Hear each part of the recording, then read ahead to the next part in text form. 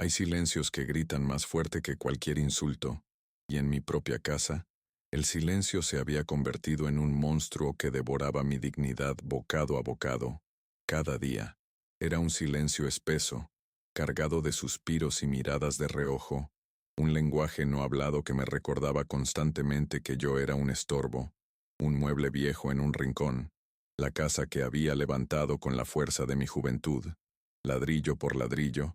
Ahora se sentía como un territorio ajeno donde pisaba con cuidado, para no molestar, para no hacer ruido, para casi no existir. El olor a fritura del almuerzo de este sábado todavía flotaba en el aire, pero el único sabor que yo podía sentir en mi boca era el amargo de la indiferencia, una comida que me servían a diario y que me estaba consumiendo por dentro. Me llamo Joaquín, tengo 68 años. Y nunca imaginé que la revelación más dolorosa de mi vida no vendría de un enemigo, sino de la boca de mi propia familia, dentro de las paredes que yo mismo construí como un santuario. Esta tarde, mientras el ruido estridente de un programa de televisión intentaba ahogar la tensión que se podía cortar con un cuchillo, comprendí que me había convertido en un fantasma en mi propio hogar. Mis manos, gruesas y callosas por décadas de manejar la pala y el martillo, ahora descansaban inútiles sobre mi regazo, temblando ligeramente, no por la edad, sino por la humillación contenida que luchaba por salir, y que yo, por un malentendido sentido de la paz, me obligaba a tragar una y otra vez. La gota que derramó el vaso, ese golpe final que quebró la represa de mi paciencia, llegó con un simple trozo de papel, la cuenta de la luz. Verónica, mi nuera, la sostenía en la cocina como si fuera una sentencia de muerte. Su rostro, habitualmente tenso por las largas horas de trabajo y el estrés financiero, se contrajo en una máscara de desesperación y furia. Mi hijo, Mateo, intentaba calmarla con palabras vacías que rebotaban contra la pared de su frustración. Yo entré, en ese momento, con la simple intención de guardar un plato, un movimiento silencioso y medido como todos los míos, pero mi presencia fue el detonante. Verónica se giró hacia Mateo, pero sus palabras eran balas disparadas directamente a mi corazón, para que no hubiera duda de su destinatario. «Ya me cansé de mantener a tu papá», gritó, y su voz resonó en la pequeña cocina, aplastando el sonido de la televisión y cualquier vestigio de respeto que pudiera quedar. «Todo es un gasto, no sé cómo. Vamos a seguir así». Cada palabra fue una bofetada. La humillación fue pública, brutal, dentro del santuario que construí para ellos, para protegerlos. Me quedé paralizado, con el plato en la mano, sintiendo cómo la sangre se me helaba en las venas. No era solo la acusación, era la facilidad con la que me borraba de la ecuación familiar, reduciéndome a una simple carga financiera, un error en su libro de cuentas que ya no estaban dispuestos a tolerar. Era la aniquilación de mi identidad como padre, como proveedor, como hombre. En ese instante, mientras sus palabras todavía flotaban en el aire como veneno, mi mente viajó hacia atrás, a un día de sol radiante, hace más de 10 años. Recordé el polvo en mis botas y la satisfacción en mi pecho el día que vendí mi pequeño negocio de construcción. No lo hice por cansancio, sino por amor. Recuerdo estar sentado en esta misma mesa, con un Mateo más joven y una Verónica llena de sueños, entregándoles hasta el último centavo. «Es una ayuda, para la casa, para que vivan tranquilos», les dije. Les inventé la historia de un préstamo familiar a largo plazo, sin intereses, solo para proteger el orgullo de mi hijo, para que no se sintiera mantenido. Qué ironía. Yo les di su libertad financiera, y ellos, a cambio, me habían puesto cadenas. Ese sacrificio, ese secreto que guardé con tanto celo para proteger su dignidad, ahora se sentía como la mayor estupidez de mi vida. Había construido su castillo, y me había quedado voluntariamente en el calabozo, esperando una gratitud que nunca llegó. El contraste entre la esperanza de aquel día y la desolación de este momento era un abismo insondable. Les había entregado mi legado en una bandeja de plata, y ellos lo habían usado para servirme platos de desprecio y soledad. La mentira que tejí con buenas intenciones se había convertido en la soga con la que, sin saberlo, Me estaban ahorcando lentamente, día tras día, con cada suspiro de impaciencia y cada mirada de fastidio. Antes de continuar, con la historia de cómo un hombre puede volverse un fantasma en su propio hogar, y cómo decidí finalmente reclamar mi voz y mi lugar en el mundo, por favor, haz clic en me gusta, suscríbete al canal y comenta desde dónde estás viendo. Tu apoyo es muy importante para mí, más de lo que imaginas en este momento, porque a veces, el simple hecho de saber que alguien te escucha al otro lado del silencio puede darte la fuerza para seguir luchando por tu dignidad. Tu interacción me ayuda a sentir que no estoy solo en esta batalla que apenas comienza. Mi vida se había encogido hasta caber en los límites de un viejo sillón de orejas y en las 4 paredes de mi pequeño cuarto. Mi pensión, aunque modesta, la entregaba íntegramente cada mes para ayudar con los gastos, un dinero que se recibía sin un gracias, como si fuera una obligación. Veía a mis nietos, 2 pequeños soles que aún no entendían las nubes de tensión que cubrían la casa, y jugaba con ellos en silencio, con el miedo constante de estar molestando, de estar ocupando un espacio que no me correspondía. A veces, intercambiaba algunas palabras con mi vecino, un hombre de mi edad, a través de la cerca del patio. Era mi único escape, la única conversación donde no me sentía juzgado o medido por mi utilidad. La normalidad se había convertido en una rutina de invisibilidad. Aprendí a moverme por la casa en las horas en que menos estorbaba, a comer rápidamente y a retirarme a mi cuarto para no ser una presencia incómoda frente al televisor. La casa, que conocía como la palma de mi mano, cada grieta en la pared, cada tabla del suelo que crujía, se había transformado en un campo minado de interacciones fallidas. Me sentía como un inquilino que no pagaba lo suficiente, siempre en deuda, siempre a punto de ser desalojado. Esta normalidad era una muerte lenta, un veneno que adormecía el alma y te hacía aceptar lo inaceptable por el simple hecho de evitar un conflicto mayor.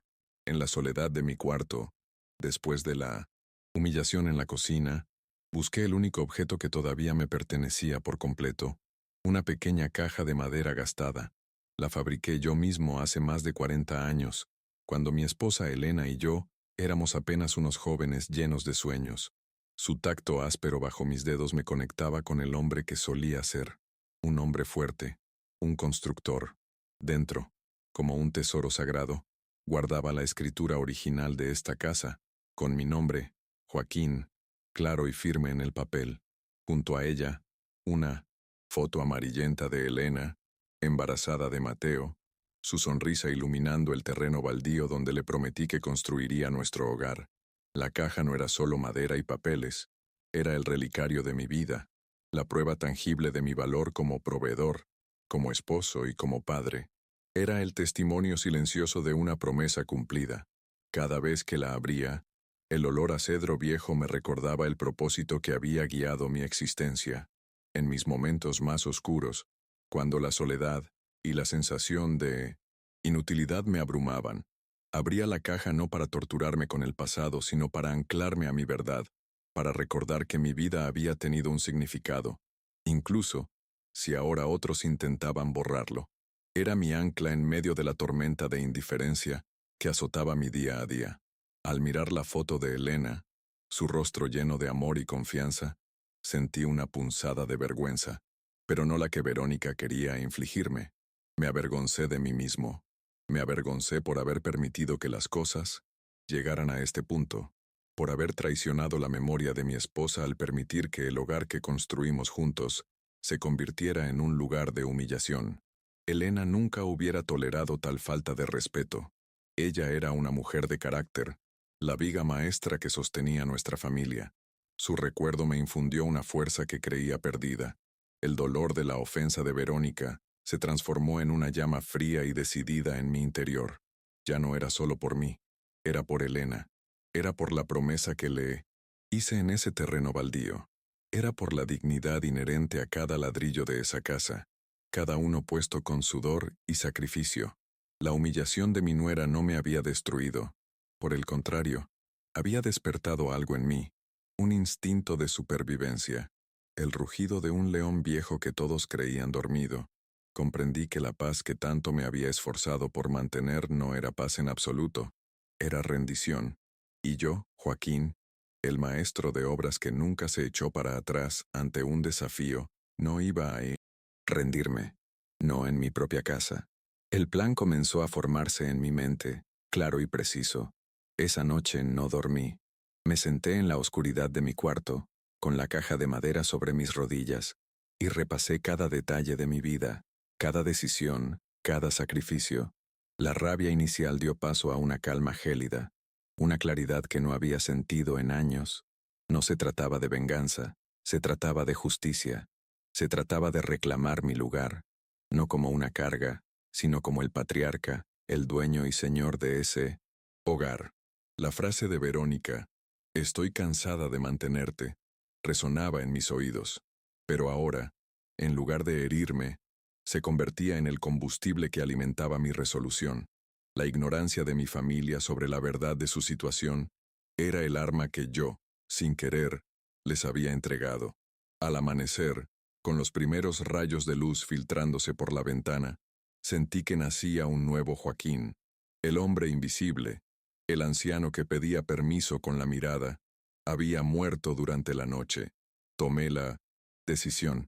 Ya no habría más susurros ni más silencios incómodos. Habría verdad y la verdad, aunque dolorosa, sería la única herramienta que podría reconstruir los cimientos rotos de mi dignidad. Cerré la caja de madera con un chasquido seco y sonoro, un sonido que pareció sellar un pacto conmigo mismo. Era el fin de mi exilio interior. El día del juicio había llegado a mi propia casa, y yo sería el único juez.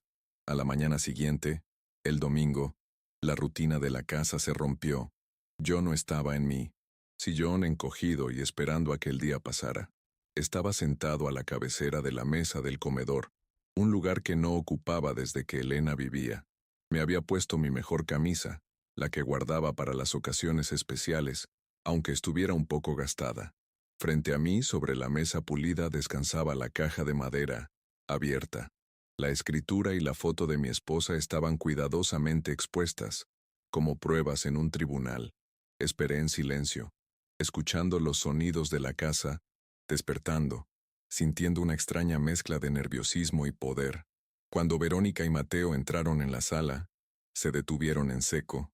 Su sorpresa era palpable.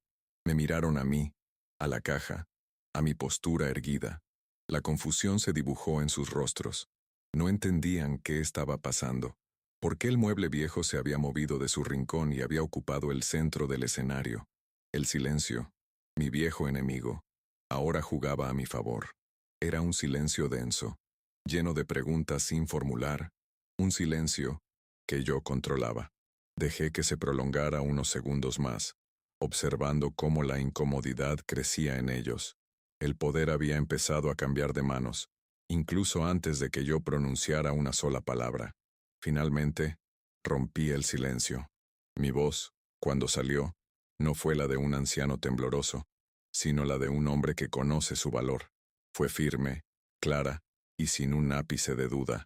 Los miré directamente a los ojos, primero a Mateo, mi hijo, y luego a Verónica, mi verdugo.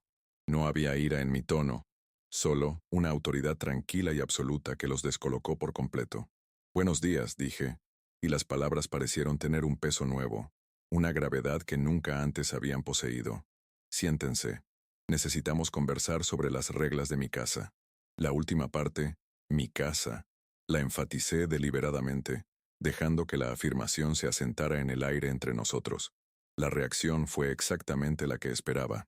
Verónica frunció el ceño, una mezcla de incredulidad y molestia. Mateo, como siempre, parecía atrapado en el medio, su mirada yendo de mí a su esposa, buscando una guía sobre cómo debía sentirse. Se sentaron con cautela, como si la mesa estuviera minada. La atmósfera en la sala había cambiado drásticamente. Ya no era yo el intruso, eran ellos los que se sentían fuera de lugar. Había tomado el control de la narrativa. El tablero de ajedrez había sido volteado, y por primera vez en mucho, mucho tiempo, yo estaba a punto de hacer mi movimiento, un jaque mate del que no tendrían escapatoria. Mi corazón latía con fuerza, pero mi mano estaba firme cuando deslicé la escritura sobre la mesa, hacia ellos. Era un documento viejo con los bordes gastados, pero las letras eran inconfundibles. Mi nombre, mi firma. Quiero que vean esto con atención, dije, mi voz manteniendo ese tono calmado y controlado. Mateo tomó el papel con manos temblorosas, sus ojos recorriendo las líneas mientras una expresión de profunda confusión se apoderaba de su rostro. Verónica se inclinó para mirar, su escepticismo luchando contra la evidencia que tenía delante. Podía ver las ruedas girando en sus cabezas, tratando de procesar una realidad que contradecía todo lo que creían saber sobre su vida. Esta casa, continué, dejando que cada palabra cayera como una gota de plomo, no tiene ninguna hipoteca. Nunca la tuvo. El dinero que les di hace 10 años no fue una ayuda. Fue el precio total de mi negocio, hasta el último centavo, y lo usé para pagar esta propiedad en su totalidad. La revelación cayó sobre ellos como una bomba silenciosa, demoliendo la estructura de su mundo. La expresión de Mateo pasó de la confusión al shock absoluto. Se quedó con la boca abierta, mirándome como si me viera por primera vez. Entendió la magnitud de mi sacrificio, y al mismo tiempo, la profundidad de su propia ceguera durante todos estos años. Verónica, sin embargo, reaccionó de manera diferente. Su shock inicial se transformó rápidamente en una furia defensiva. «¿Qué estás diciendo?», espetó, su voz un siseo. «Nos mentiste. Nos has estado engañando todo este tiempo». Su orgullo, su identidad como la administradora pragmática de la familia, había sido herido de muerte. Para ella, esto no era un acto de amor, sino una humillación, una forma de demostrar que ella nunca había tenido el control real, que siempre había estado viviendo de mi caridad, sin siquiera saberlo. Su acusación era un intento desesperado por revertir la situación, por convertirme a mí en el villano de la historia.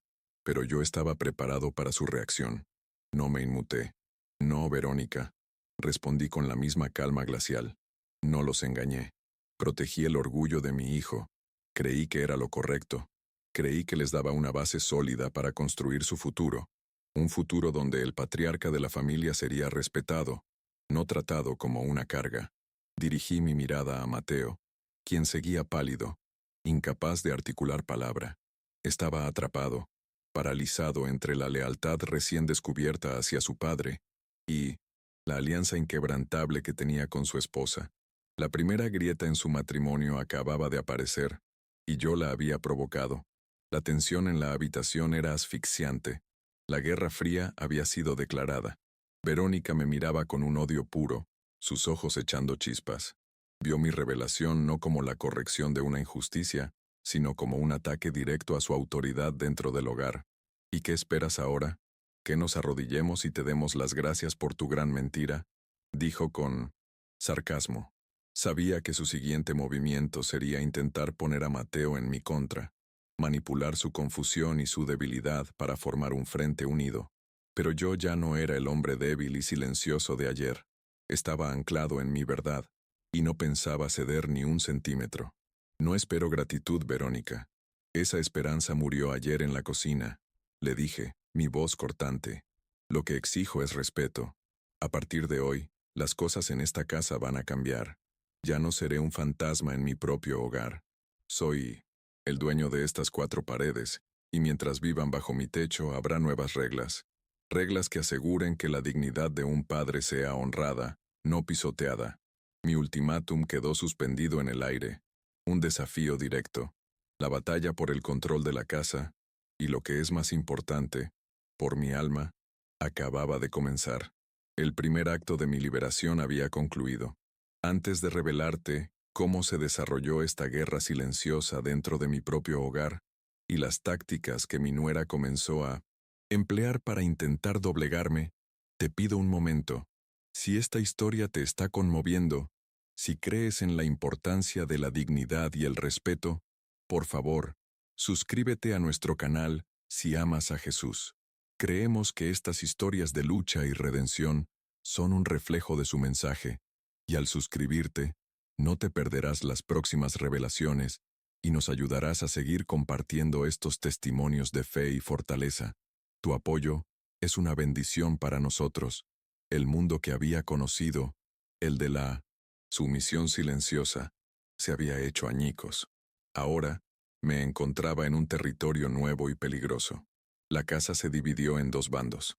Yo, por un lado, firme en mi recién recuperada autoridad, y Verónica, por el otro, conspirando en susurros con Mateo. Podía sentir sus miradas sobre mí, analizando cada uno de mis movimientos. Ya no era indiferencia lo que veía en sus ojos, sino una mezcla de resentimiento y cálculo. Verónica, en particular, me estudiaba como a un enemigo al que hay que encontrarle una debilidad. La guerra no se libraba con gritos, sino con pequeños actos de sabotaje emocional y una tensión constante. Mis nietos, inocentes en medio de este campo de batalla, se convirtieron en el territorio en disputa. Verónica comenzó a limitar sutilmente el tiempo que pasaban conmigo. Si yo estaba en la sala, ella los llamaba a su cuarto con cualquier excusa. Si intentaba jugar con ellos en el patio, aparecía con la merienda o la tarea. No había una prohibición directa. Lo cual era mucho más cruel.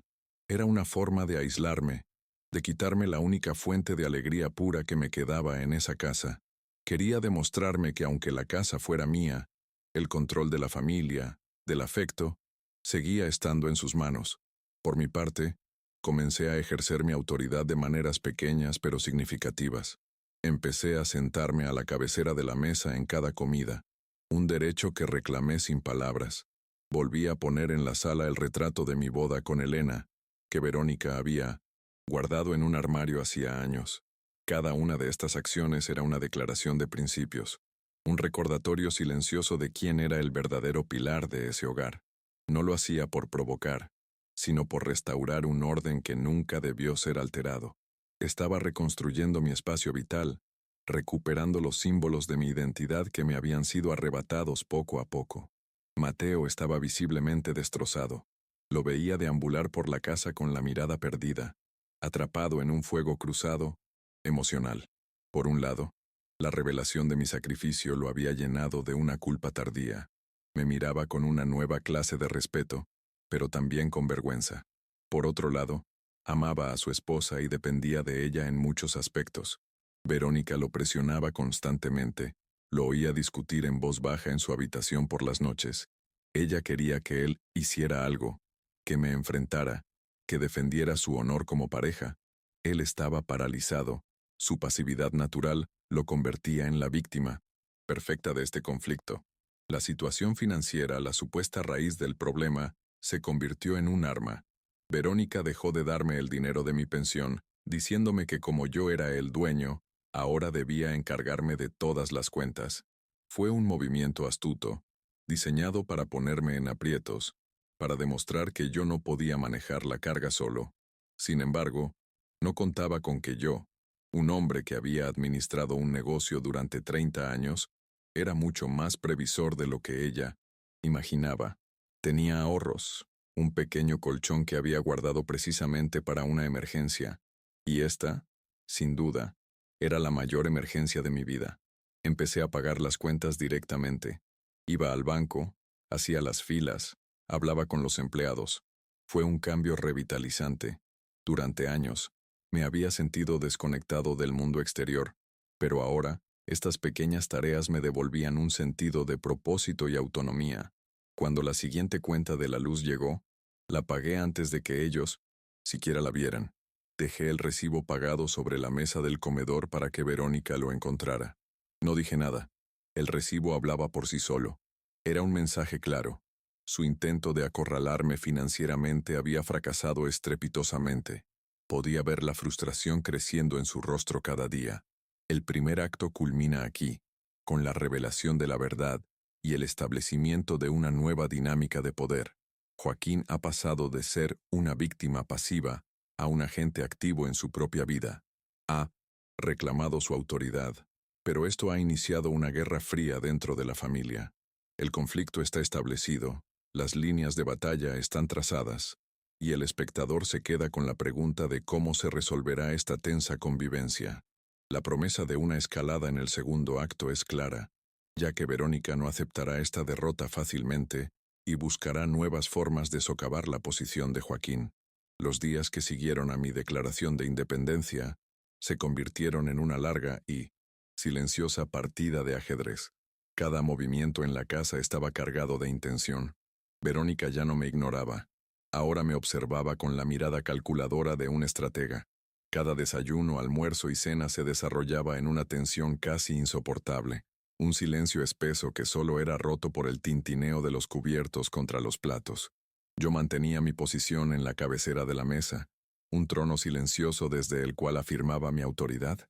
Ella respondía con pequeños actos de hostilidad, sirviendo a todos primero y a mí al final, olvidando comprar el pan que me gustaba, o subiendo el volumen de la televisión cuando yo intentaba leer el periódico. Eran guerrillas domésticas, diseñadas para desgastarme. Mi hijo Mateo era un alma en pena, un fantasma que flotaba entre dos mundos. Su lealtad estaba fracturada. Podía ver la culpa en sus ojos cada vez que se cruzaban con los míos, un reconocimiento tardío de su ceguera y mi sacrificio. Sin embargo, años de pasividad y de ceder el control a su esposa lo habían dejado sin herramientas para intervenir. Una tarde, intentó mediar. Papá, Verónica está muy estresada por el dinero. Quizás si hablaran, empezó a decir con voz débil. Lo interrumpí, no con dureza, sino con una tristeza firme. Tu esposa y yo no tenemos nada de qué hablar, Mateo. Es contigo con quien ella debería hablar. Y es contigo con quien yo debería poder hablar. Pero parece que ese hombre ya no existe.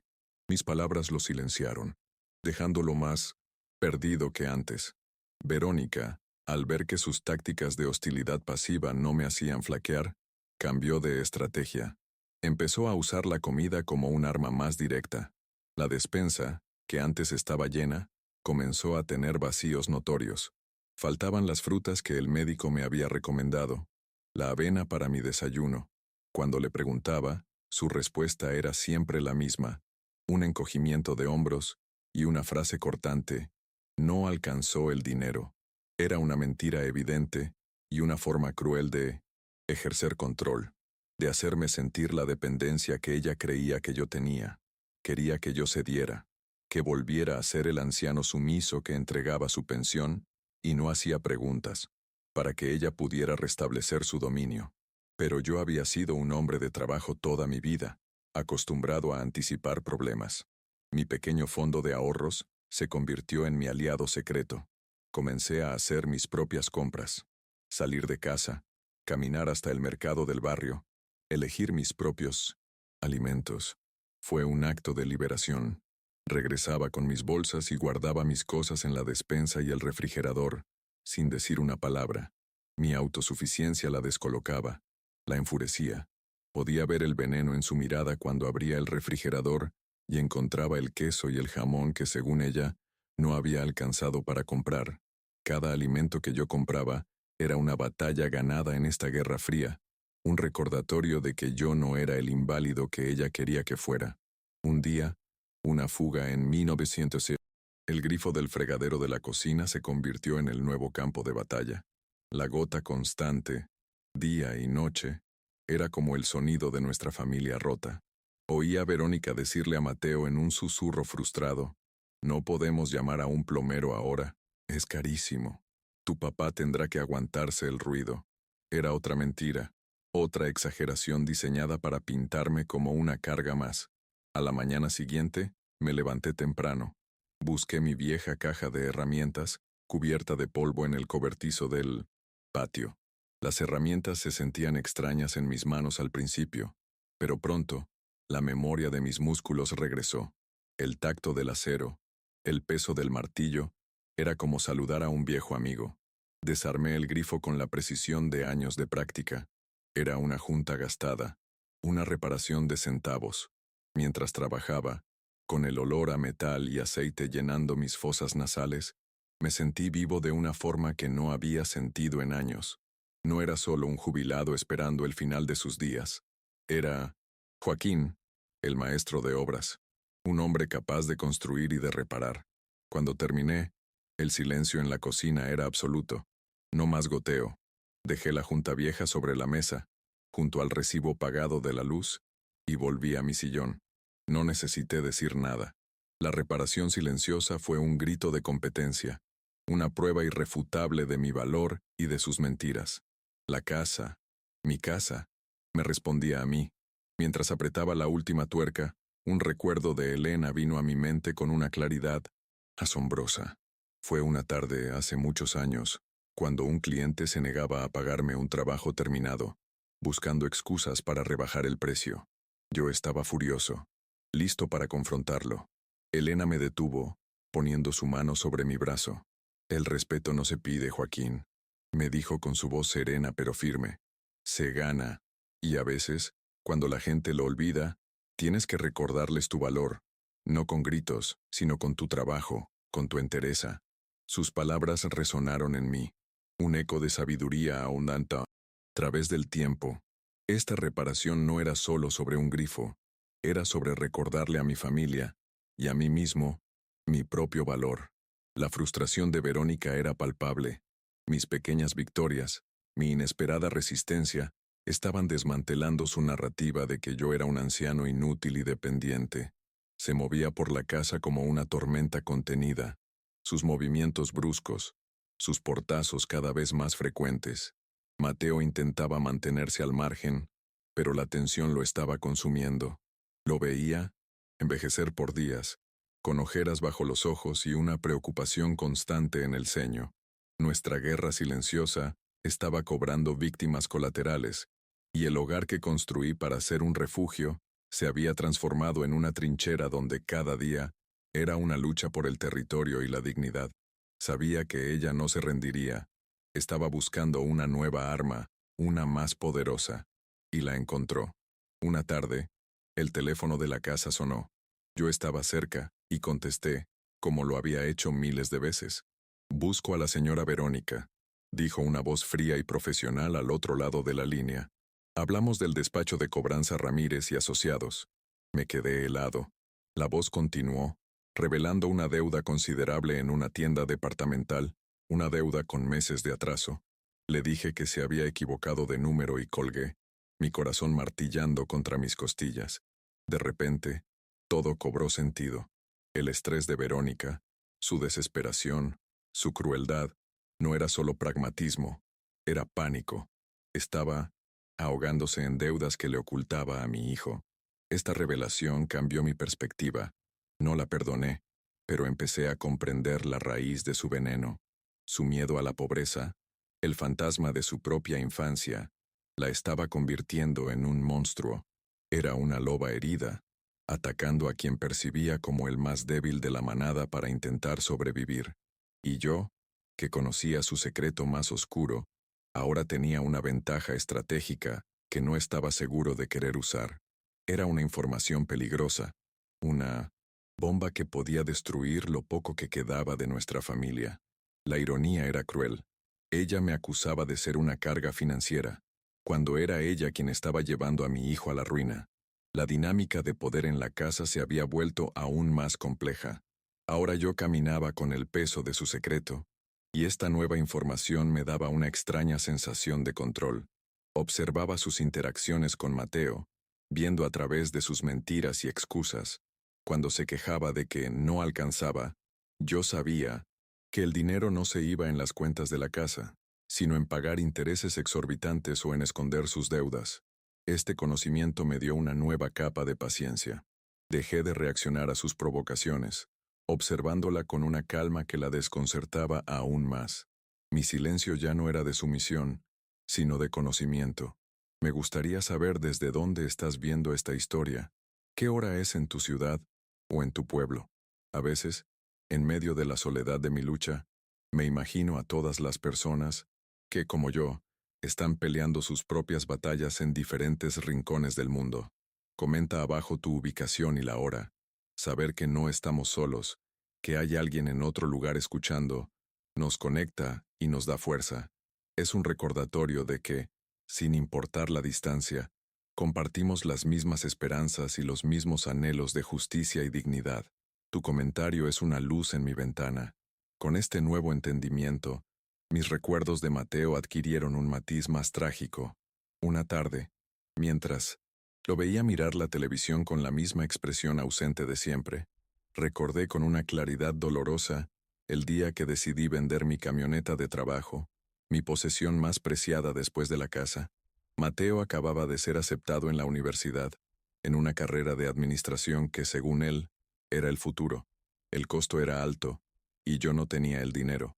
Sin dudarlo, vendí la camioneta, mi herramienta de trabajo, para pagar su primer año. Es una inversión en tu futuro, hijo, le dije, mientras le entregaba el dinero. Él nunca supo el verdadero sacrificio detrás de ese gesto. Verlo ahora, atrapado en un trabajo mediocre que no lo satisfacía, casado con una mujer que lo estaba llevando a la quiebra en secreto, me llenó de una profunda melancolía. Mi inversión, mi sacrificio, ¿había valido la pena?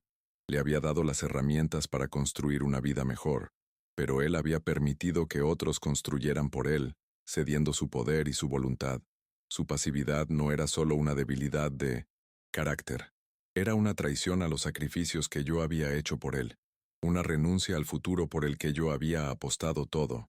El dolor que sentía ya no era solo por mi propia humillación, sino por el potencial desperdiciado de mi único hijo.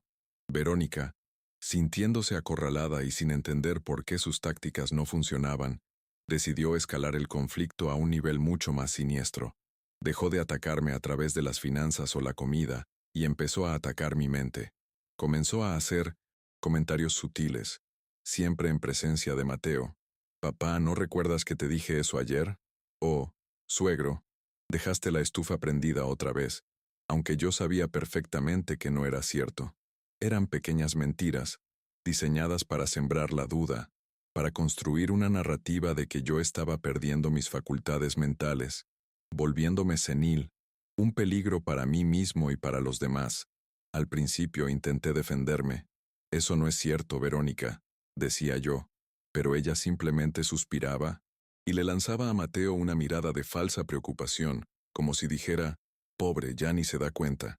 Mateo, atrapado en su red, no sabía qué creer. Me miraba con una mezcla de lástima y sospecha. Era la estrategia más cruel y efectiva hasta ahora.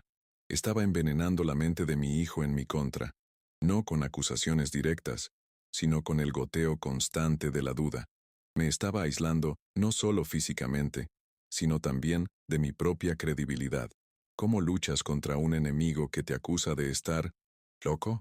La situación llegó a un punto crítico una noche, cuando Verónica sugirió, con una dulzura fingida, que tal vez debería ver a un médico. «Solo para un chequeo, suegro, para asegurarnos de que todo esté bien. Nos preocupamos por ti». La palabra «preocupamos» sonó obscena en su boca. Entendí su plan al instante. No quería cuidarme, quería un diagnóstico. Quería un papel firmado por un profesional que dijera que yo ya no era competente, que no estaba en mi sano juicio.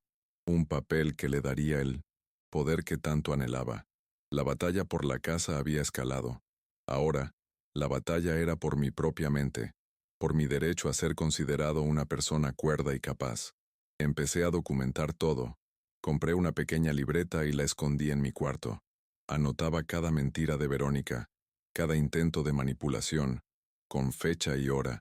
Escribía los detalles de las cuentas que pagaba, las reparaciones que hacía en la casa. No sabía si alguna vez me serviría de algo, pero el simple acto de escribir mi verdad era un ancla a la realidad. Era mi defensa contra su guerra psicológica. La libreta se convirtió en mi confidente silencioso, un testigo de mi lucidez frente a su campaña de difamación. Sabía que debía ser más inteligente que ella, que debía anticipar su siguiente movimiento, porque sentía que se acercaba a su jugada final, y no tardó en llegar. Una tarde, encontré sobre la mesa del comedor unos folletos coloridos. No eran de supermercados, ni de tiendas, eran de residencias para la tercera edad, hogares con asistencia profesional, el mejor cuidado para tus seres queridos. Los dejó allí a propósito, para que yo los viera. Fue una declaración de guerra abierta, una amenaza directa. El mensaje era claro: esta casa pronto será nuestra, y tú te irás de aquí de una forma u otra. La frialdad de su cálculo me heló la sangre. Ya no se escondía detrás de sutilezas. Quería que yo supiera que su objetivo final era sacarme de mi propio hogar. Sentí una oleada de pánico, una sensación de ahogo. Por primera vez dudé. ¿Y si tenía razón? ¿Y si yo era solo un viejo terco luchando una batalla perdida? Miré a mi alrededor, a los muebles, a las paredes que me habían visto crecer, casarme, criar a un hijo, enviudar. Cada rincón guardaba un recuerdo, una parte de mi alma. La idea de ser arrancado de allí, de terminar mis días en un lugar aséptico y desconocido, rodeado de extraños, era peor que la muerte. Era la aniquilación total de mi identidad, de mi historia. Pero, entonces la imagen de Elena, sonriendo en nuestra vieja foto, apareció en mi mente y el pánico se transformó en una furia helada. No me iba a rendir. Esa misma noche, mientras fingía dormir, escuché la conversación que lo confirmó todo. La puerta de su dormitorio estaba entreabierta, y sus voces, aunque bajas, llegaban claras hasta mi cuarto. Era Verónica la que hablaba, con un tono persuasivo y urgente. Mateo, escúchame. Si el doctor dice que no está bien, podemos solicitar una tutela. Es por su propio bien, para protegerlo. Y con la tutela podríamos tomar decisiones sobre la casa. Hizo una pausa.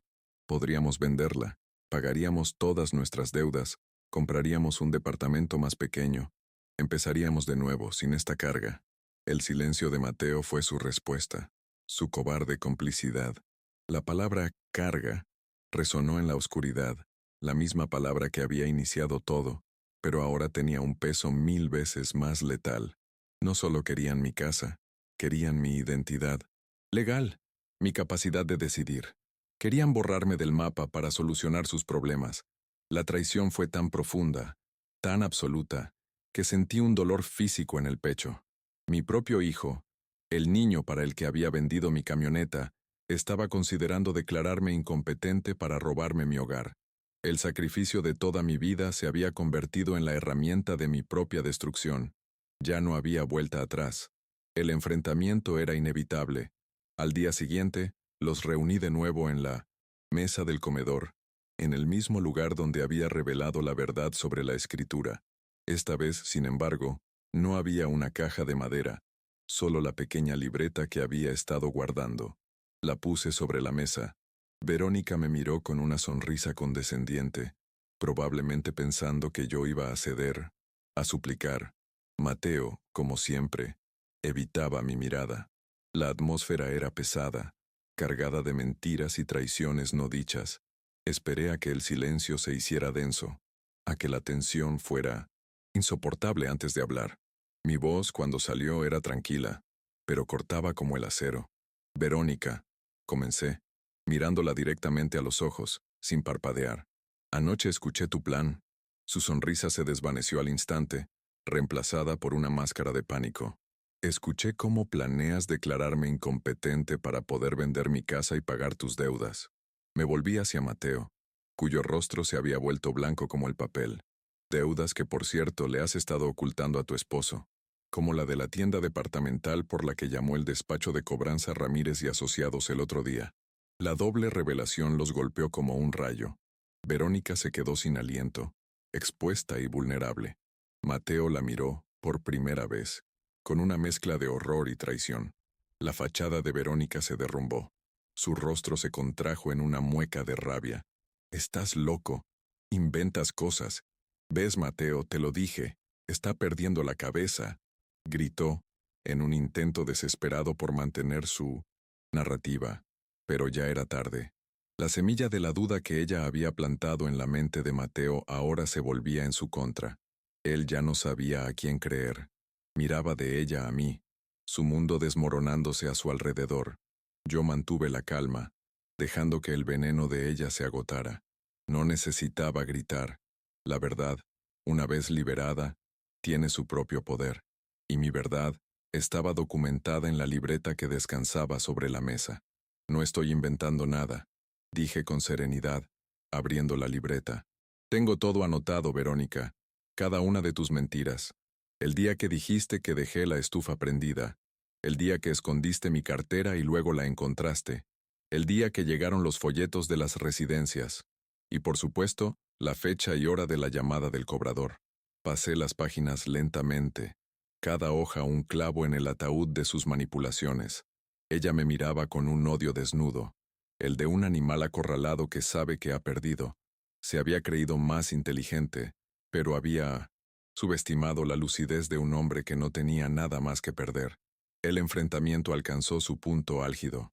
Verónica, arrinconada y expuesta, se lanzó a un último y desesperado ataque verbal. ¿Y qué? Supongamos que es verdad. ¿Qué vas a hacer? ¿Echarnos a la calle? ¿A tu propio hijo, a tus nietos? No te atreverías, me desafió, su voz temblando de furia. Apelaba a mi amor por la familia, el mismo amor que ella había pisoteado sin piedad. Buscaba mi punto débil, mi corazón de padre.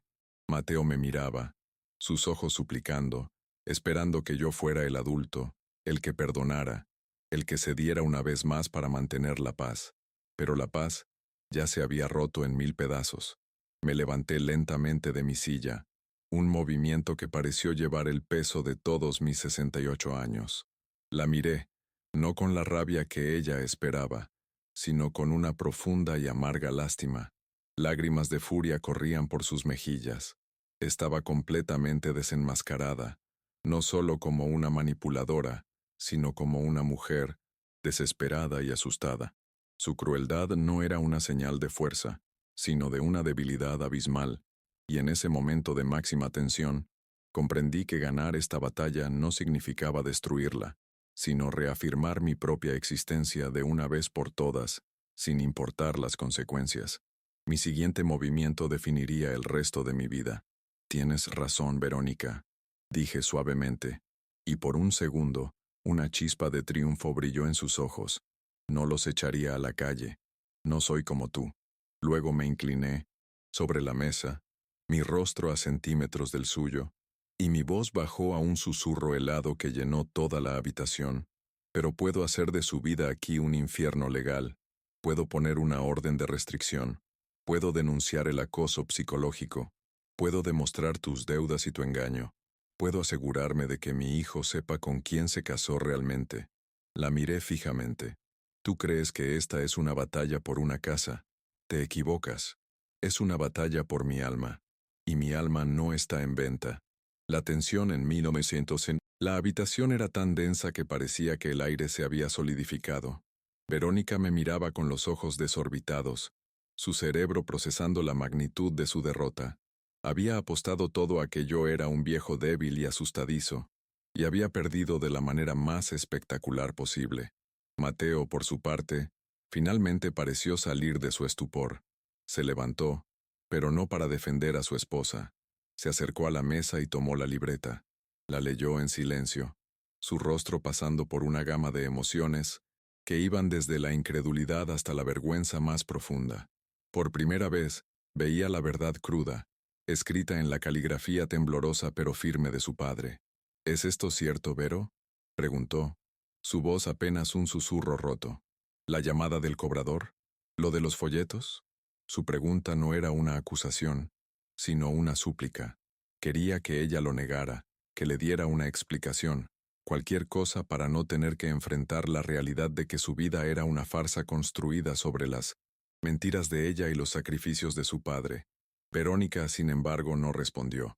Se quedó en silencio, derrotada, las lágrimas ahora no de rabia, sino de una humillación total. Su silencio fue la confesión más elocuente. El matrimonio de mi hijo se fracturó en ese preciso instante, justo en el centro de la mesa de mi comedor. Pero el final de la batalla no trajo paz, solo un vacío desolador. Había ganado, sí, había expuesto la verdad y desarmado a mi enemiga, pero al hacerlo, había demolido los últimos vestigios de mi familia. Miré a mi hijo, un hombre roto, y a mi nuera, una mujer humillada, y no sentí ninguna satisfacción, solo una tristeza infinita. La casa estaba en silencio una vez más, pero este no era el silencio tenso de la Guerra Fría, sino el silencio desolado de un campo de batalla, después de que todo ha terminado. Había recuperado mi fortaleza, pero estaba completamente solo dentro de sus muros. La puerta de su habitación se cerró con un portazo que no fue de rabia, sino de finalidad. Los escuché discutir, esta vez no en susurros, sino con gritos ahogados de dolor y recriminación. Me senté en mi sillón, sintiendo el peso de mi victoria. El segundo acto de mi tragedia personal había concluido. Había luchado contra el dragón y lo había vencido. Pero la princesa, la ilusión de una familia amorosa, había muerto en la batalla. Estaba en mi punto de máxima vulnerabilidad, no porque estuviera en peligro, sino porque había conseguido todo lo que quería, y me sentía más solo y perdido que nunca. Ahora que conoces la profundidad de la traición y la dolorosa victoria que conseguí, te pido que te tomes un momento. Si amas a Jesús y crees que la verdad, aunque duela, siempre debe salir a la luz, suscríbete a nuestro canal. Hacemos esto para compartir historias que, como esta, nos recuerdan la importancia de la fortaleza, la fe y la lucha por la dignidad. Al suscribirte, te unes a una comunidad que cree en estos valores y nos das el ánimo para seguir adelante, para que no se pierda ni una sola de estas revelaciones que pueden cambiar vidas y abrir los ojos. La noche cayó sobre la casa como un manto fúnebre. Nadie salió de la habitación, nadie cenó. El silencio era total, absoluto. Yo estaba sentado en la oscuridad de la sala, escuchando los latidos de mi propio corazón. La adrenalina del enfrentamiento se había disipado, dejando paso a una fatiga inmensa, una fatiga no solo del cuerpo, sino del alma. Había luchado tan duro por mi respeto, por mi lugar, que no me había detenido a pensar en lo que vendría después. ¿Qué se hace con una victoria que te deja completamente solo? ¿Cómo se reconstruye un hogar sobre cimientos de verdades tan dolorosas? Mi mente viajó al pasado, a los días felices en esa misma sala. Recordé a Elena riendo mientras un pequeño Mateo aprendía a caminar, tropezando y cayendo sobre la alfombra. Recordé las cenas de Navidad, con la casa llena de ruido, de calor, de vida. Esos recuerdos ya no me traían consuelo, sino un dolor agudo, el dolor de un paraíso perdido para siempre. Había salvado la estructura física de mi hogar, los ladrillos y el cemento, pero el espíritu, el hogar en sí mismo, parecía haberse evaporado, dejando solo una cáscara vacía llena de fantasmas y resentimientos. La puerta del cuarto de mis nietos se abrió, y el más pequeño salió, frotándose los ojos. Me vio en la oscuridad y se acercó. «Abuelo, ¿tienes hambre?», me preguntó con esa inocencia que solo los niños poseen. Su pregunta, tan simple y tan pura, me partió el corazón. En medio de toda la ruina emocional, la vida seguía, las necesidades básicas persistían. Le preparé un vaso de leche con chocolate, como solía hacer Elena. Mientras él bebía en silencio, sentado a mi lado, sentí un pequeño rayo de esperanza. Quizás no todo estaba perdido. Quizás por ellos, por estos pequeños inocentes, valía la pena intentar encontrar un camino a seguir. Pero la realidad volvió a estrellarse contra mí cuando Verónica salió de su habitación. Tenía los ojos hinchados y rojos, pero su mirada ya no era de rabia, sino de una fría y calculadora determinación. Pasó a mi lado sin mirarme, fue a la cocina, tomó un vaso de agua y volvió a encerrarse. No hubo palabras, pero su lenguaje corporal lo decía todo. No se había rendido. Simplemente se había retirado para planear su próximo ataque. Comprendí que esto no había terminado. Había ganado una batalla, pero la guerra por mi paz y mi seguridad estaba lejos de acabar. El clímax de mi inocencia, nuestra confrontación solo había dado paso a una nueva y más incierta fase del conflicto. El acto termina aquí, en un punto de máxima incertidumbre emocional. Joaquín ha ganado la confrontación directa, pero se encuentra emocionalmente devastado y solo. La victoria no le ha traído la paz que anhelaba. La amenaza de Verónica no ha desaparecido, solo ha cambiado de forma, volviéndose más fría y posiblemente más peligrosa.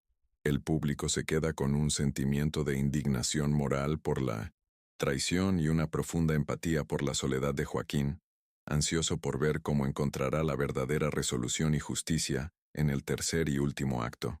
La mañana siguiente al enfrentamiento, la casa amaneció envuelta en un silencio denso y fúnebre. No era la quietud pacífica de un domingo por la mañana, sino el silencio pesado de un armisticio, donde ambos bandos se retiran a sus trincheras para lamerse las heridas y planear su próximo movimiento. El aire estaba cargado de palabras no dichas, de acusaciones y resentimientos que flotaban como polvo en un rayo de sol. Me senté en mi sillón, en la sala vacía, y sentí el peso de mi victoria. Había ganado, sí, pero el premio era un reino de silencio y soledad.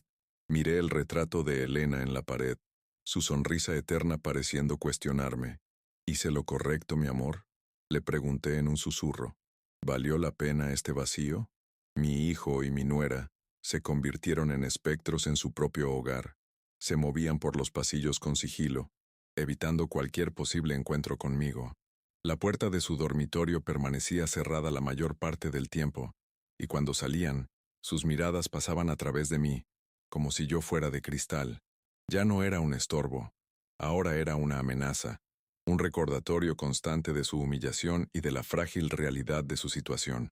La casa, que había sido mi santuario y luego mi prisión, ahora se sentía como un purgatorio para los tres, un lugar donde estábamos condenados a coexistir en una atmósfera de resentimiento helado, sin la posibilidad de perdón ni de escape.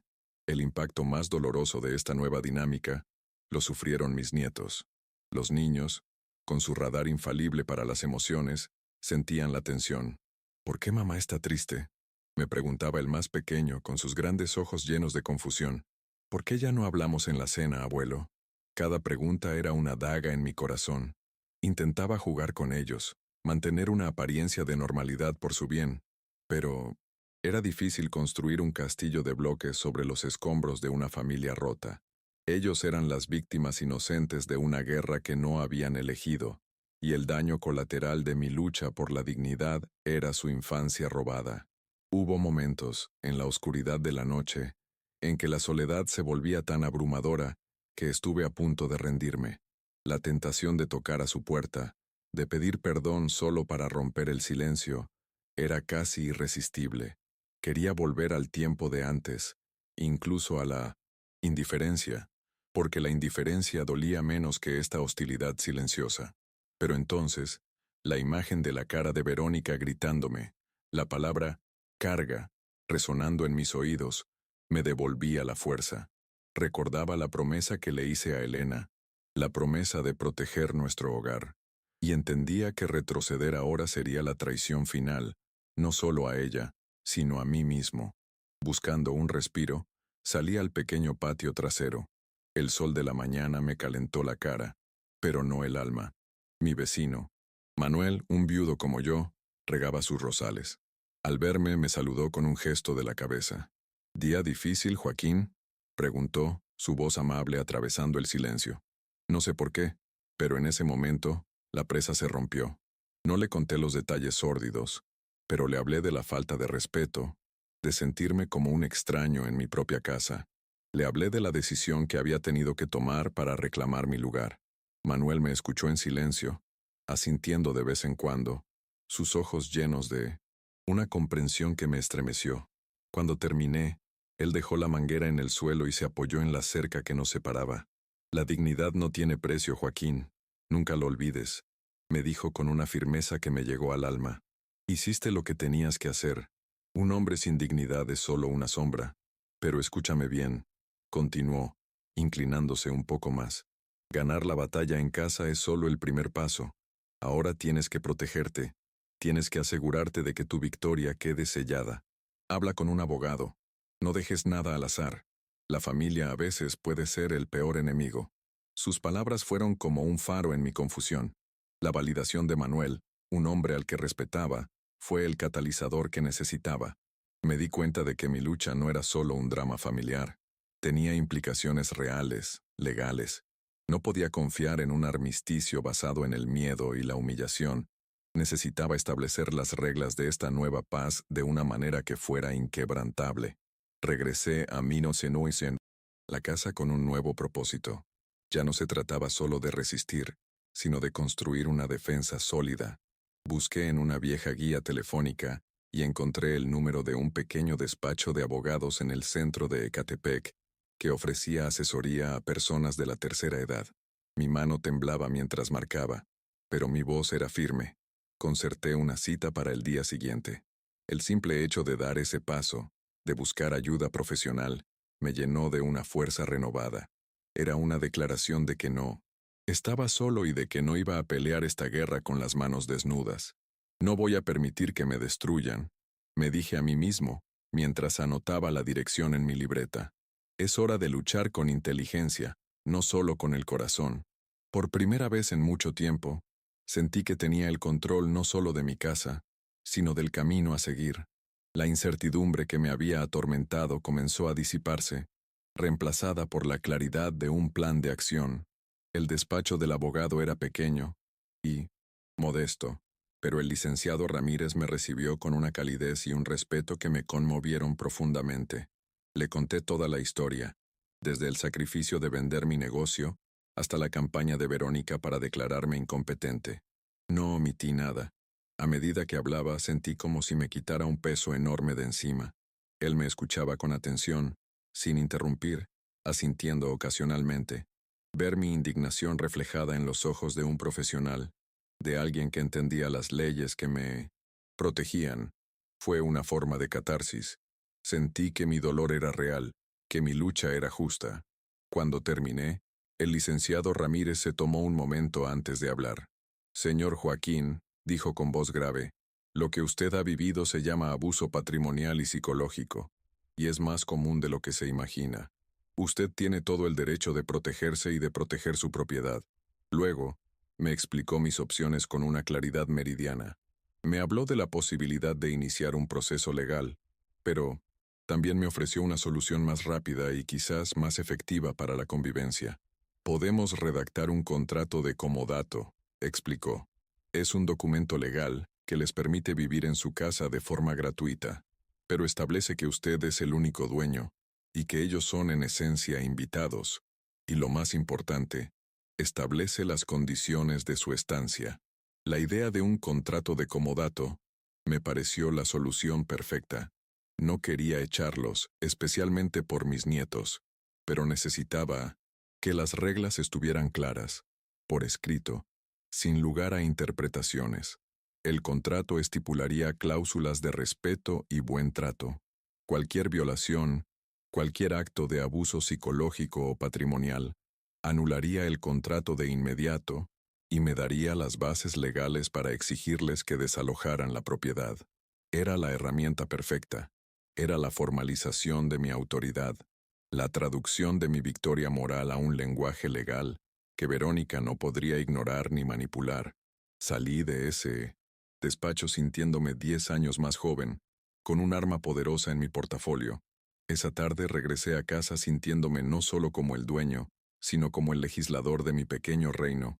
La incertidumbre había sido reemplazada por una determinación de acero. Ya no había espacio para la duda o la melancolía. Era el momento de establecer el nuevo orden de una vez por todas. Esperé a que Mateo y Verónica estuvieran en la sala y los convoqué a la mesa del comedor por última vez. Puse el documento legal sobre la mesa, entre ellos. El sobre con el logo del despacho de abogados tuvo un efecto inmediato. La arrogancia de Verónica flaqueó, reemplazada por una visible inquietud. Mateo me miró con una mezcla de miedo y resignación. Les he permitido vivir en mi casa durante más de 10 años. Comencé, mi voz tranquila pero inquebrantable. Les di un hogar sin deudas, esperando a cambio solo el respeto que cualquier padre merece. Ayer, demostraron que no son capaces de ofrecer ese respeto por voluntad propia, así que a partir de hoy lo ofrecerán por obligación. Abrí el documento y se lo deslicé. Esto es un contrato de comodato. Un abogado lo ha redactado. Establece que pueden seguir viviendo aquí, sin pagar un solo centavo de alquiler, pero enumera una serie de condiciones muy claras sobre el trato que debo recibir. Léanlo con atención. Se inclinaron sobre el papel, sus cabezas juntas en una alianza forzada por las circunstancias. Leían en silencio las cláusulas que hablaban de trato digno, respeto a la autoridad del propietario, prohibición de actos de intimidación psicológica. Podía ver la incredulidad en el rostro de Verónica, seguida de una oleada de furia impotente. Se dio cuenta de que había perdido por completo.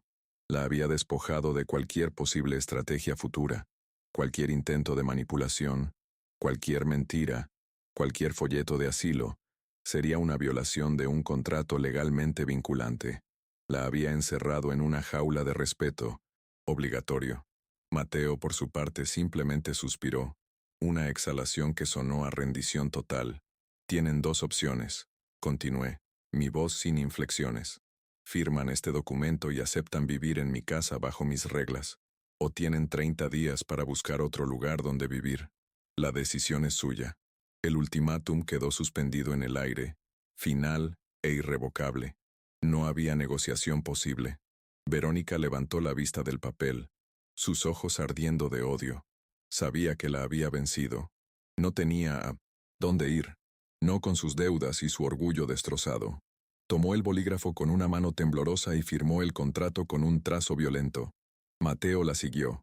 Su firma apenas un garabato tembloroso, la rúbrica de su completa y absoluta derrota. En ese momento, mientras ellos me devolvían el contrato firmado, tomé la pequeña caja de madera que había iniciado todo. Saqué la fotografía de mi esposa Elena, su rostro sonriente y lleno de esperanza, y la puse de pie sobre la mesa, de cara a ellos. Miré fijamente a Verónica, cuyos ojos estaban llenos de lágrimas de rabia. Mi voz cuando hablé fue suave, casi un lamento, pero cada palabra estaba afilada con la verdad de años de dolor contenido. Era el discurso final, el que resumía toda mi lucha, el epitafio de la familia que una vez fuimos. Gritaste que estabas cansada de mantenerme, le dije, y su cuerpo se estremeció al oír sus propias palabras. Nunca te pedí dinero. La única cosa que yo quería en esta casa era respeto, una silla en la mesa, una conversación amable, el reconocimiento de que mi presencia tenía valor. Pero usted vació mi dignidad, día tras día, con cada suspiro y cada mirada de desprecio. Hice una pausa, dejando que el peso de mi acusación se asentara en el silencio.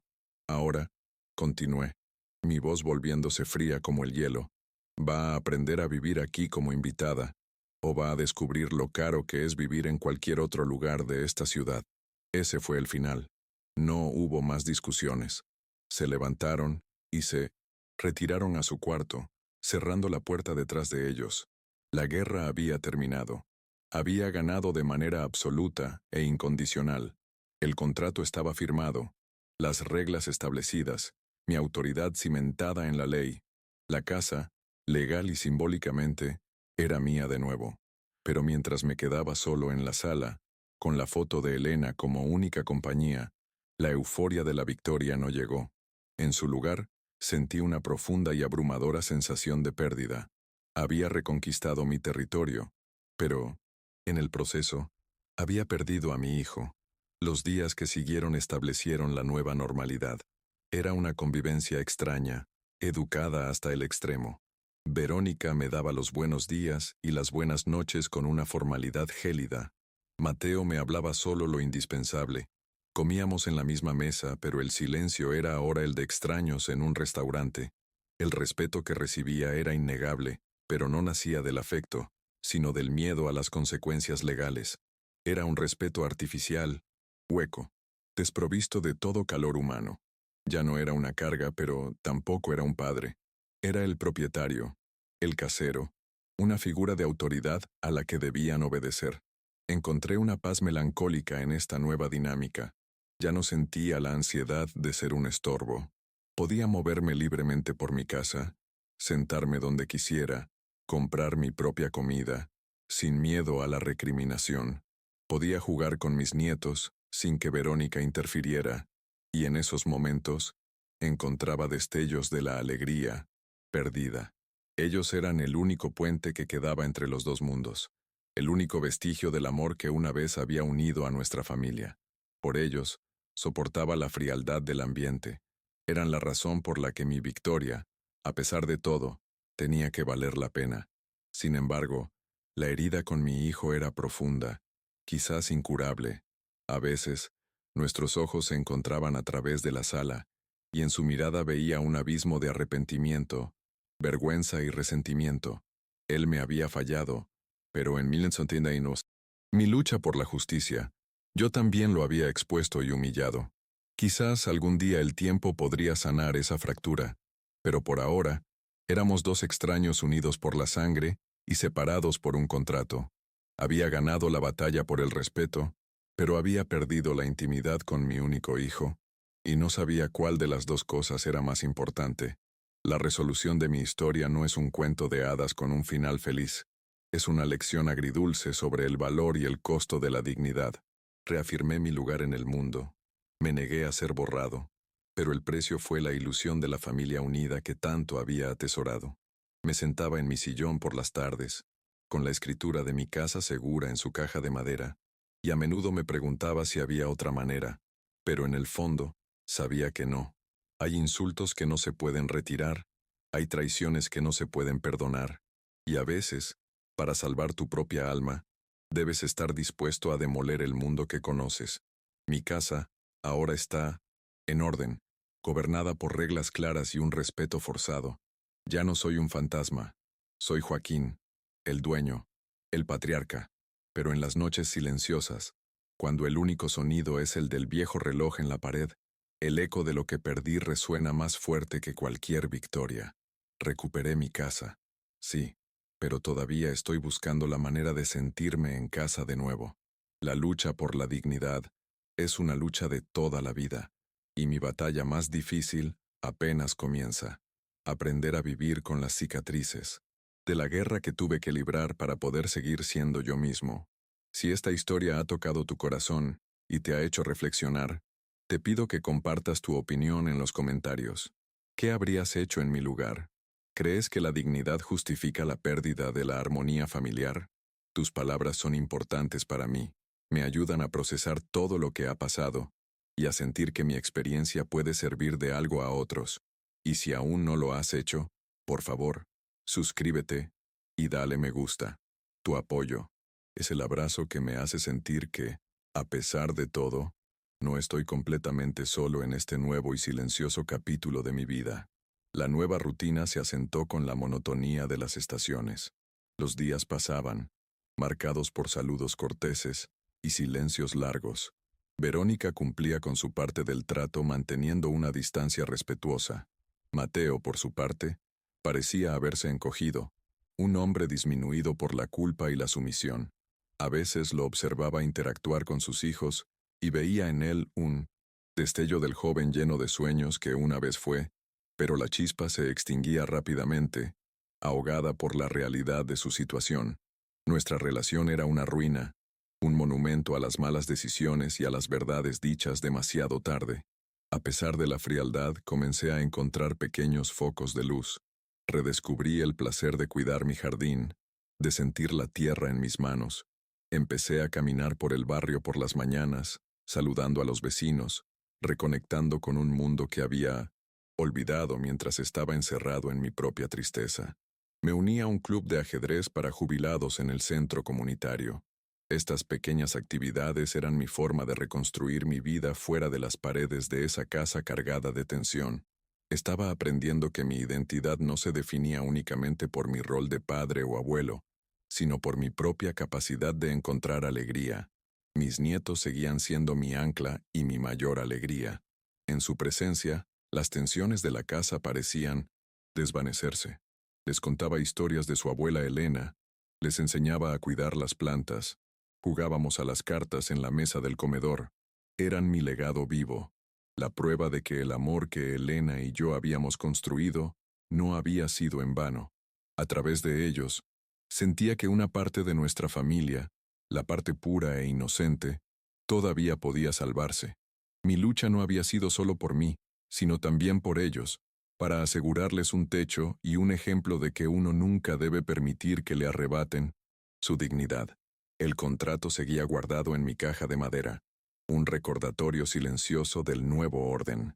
Ya no necesitaba mirarlo. Su poder residía en su existencia, no en su exhibición. La paz que reinaba en la casa era frágil, como una fina capa de hielo sobre un lago profundo y oscuro. Todos éramos conscientes de lo que yacía debajo, las corrientes de resentimiento y dolor, pero habíamos acordado tácitamente no romper la superficie. Era una tregua, no una reconciliación, y todos sabíamos que cualquier movimiento en falso podría quebrar el hielo y hundirnos a todos de nuevo en el caos. Y así es mi vida ahora. Soy un hombre que lo perdió casi todo para recuperar lo único que no podía permitirse perder, el respeto por sí mismo. Soy un rey en un castillo silencioso, un patriarca con súbditos en lugar de familia. Es una victoria agridulce, una resolución imperfecta para una vida imperfecta. Pero cuando me miro al espejo cada mañana, ya no veo la mirada avergonzada de un anciano que se siente una carga. Veo los ojos cansados pero firmes de un luchador que se mantuvo en pie hasta el final. Y eso, quizás, es la única clase de final feliz que un hombre como yo podía esperar.